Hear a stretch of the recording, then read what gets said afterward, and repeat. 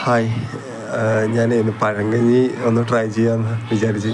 ഇത് ഞാൻ അമ്മയുടെ വീട്ടിൽ പോകുമ്പോൾ സാധാരണ കഴിക്കാറുള്ളതാണ്. ഇപ്പോഴാണ് അത് വീഡിയോ എടുത്ത് പോസ്റ്റ് ചെയ്യാമെന്നൊക്കെ വിചാരിച്ചത്. ഇവർ നിങ്ങളെയൊക്കെ ഒന്ന് കാണിക്കാം എങ്ങനെയുണ്ട് അതിൻ്റെ ഒരു ഏതൊക്കെയാണ് അതിനകത്ത് ആഡ് ചെയ്ത് കഴിക്കണമെന്നൊരു നിങ്ങൾക്കൂടി മനസ്സിലാക്കാൻ വേണ്ടി.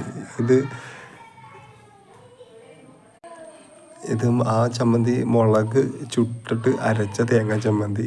ഇത് ഉണക്കമീൻ അടുപ്പിൽ ചുട്ടെടുത്തത്.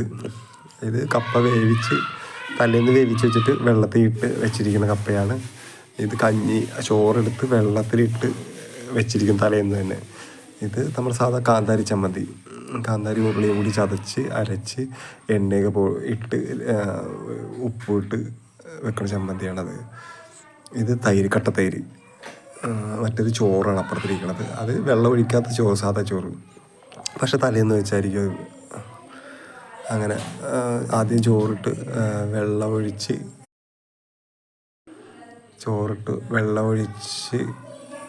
ഈ വെള്ളമൊഴിച്ച ചോറ് ഇടണം, മറ്റേ സാധാ ചോറ് ഇടണം. അതിനകത്തേക്ക് കപ്പ ഇടണം. കപ്പയും ഇട്ടതിന് ശേഷമാണ് നമ്മൾ അതിനകത്തേക്ക് തൈരും കാച്ചിയ തൈരുണ്ട്. ഇങ്ങനെ മോര് തലേന്ന് കാച്ചി വെച്ചേക്കുന്ന തൈരുണ്ട്, മീൻ കറിയുണ്ട്, പിന്നെ തൈരൊഴിക്കണം പണിയും.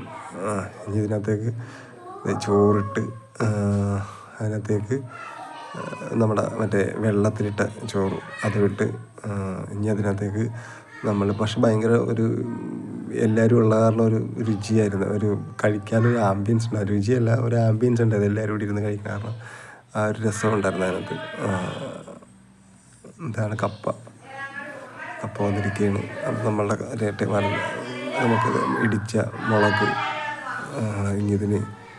ഇതാണ് മറ്റേ മുളക്. ഇതെല്ലാം കൂടി ഇട്ട് നല്ലോണം കുഴക്കണം. ഈ തൈരും കാച്ചിയ മോരും ഇതെല്ലാം കൂടി കുഴച്ച് അങ്ങോട്ട് കഴിക്കുമ്പോൾ ഒരു സുഖമുണ്ട്. ഉപ്പ് കറക്റ്റായിരിക്കണം. ഉപ്പ് കറക്റ്റായിട്ട് പ്രത്യേകം നിങ്ങൾ ശ്രദ്ധിക്കേണ്ടത്. ഉപ്പ് അതിൽ കറക്റ്റായിട്ട് ആഡ് ചെയ്യാനുള്ള ആരെങ്കിലും ഒരാൾ അത് മനസ്സിലാക്കി തന്നെ ചെയ്യണം. അത് ചുട്ടതല്ല, വറുത്ത എണ്ണയിൽ മുരിച്ചെടുത്ത കൊല്ലമുളകാണത്. ഉപ്പ് കറക്റ്റാണെങ്കിൽ അടിപൊളിയായിരിക്കും കേട്ടോ. അത് ഒരു പ്രത്യേകം ശ്രദ്ധിക്കണം. ഉപ്പ് അങ്ങനെ കുറഞ്ഞാലും പോയാൽ നമുക്ക് ആ ഒരു ഫസ്റ്റ് വെക്കണ ആ ഒരു രുചിയില്ലേ, അത് കിട്ടിയില്ല എന്നുണ്ടെങ്കിൽ പിന്നെ ചിലപ്പോൾ അതുകൊണ്ട് ഫ്ലോ കിട്ടാണ്ട് വരും. അത് ഞാൻ പലപ്പോഴും എല്ലായിടത്തും ശ്രദ്ധിക്കുന്ന ഒരു കാര്യമാണ്. അപ്പം